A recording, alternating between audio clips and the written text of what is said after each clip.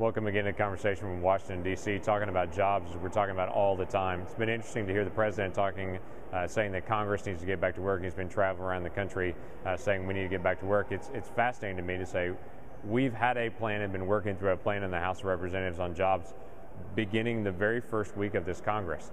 So what really we need to say is Senate get back to work on it. We have 15 bills that we passed that are jobs-related bills dealing with energy, dealing with tax policy, dealing with manufacturing that are all sitting over in the front steps of the Senate.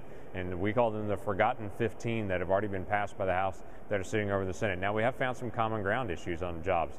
The free trade agreements.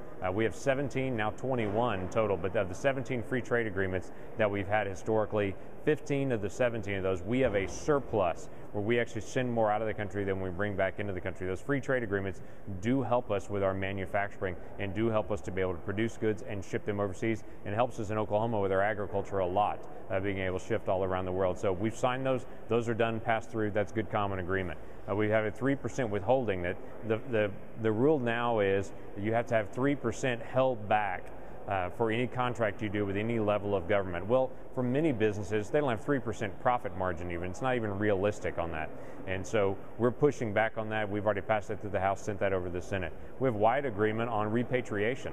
That is allowing companies that have a footprint in the United States, or they're headquartered in the United States, but they have a footprint somewhere else in the world, to be able to bring that money back that they make in another country back to the United States at a rate that they can actually do. Right now, we punish companies for doing business all around the world with a high tax rate, bring it back to the United States. We're the only free country in the world that does that. No one else does it like we do it, and so we're actually punishing our companies for bringing money back in.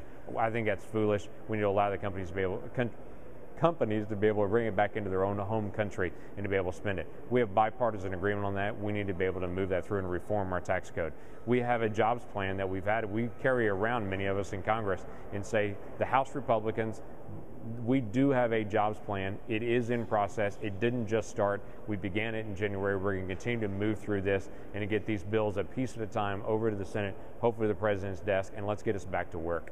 So that's the focus that we're trying to focus in on. I encourage you to be able to check out our jobs plan, and look forward to getting a chance to talk to more people in Oklahoma about what we're trying to get done in Washington, D.C., not just talk about, but actually do in Washington, D.C. to help us turn around our economy.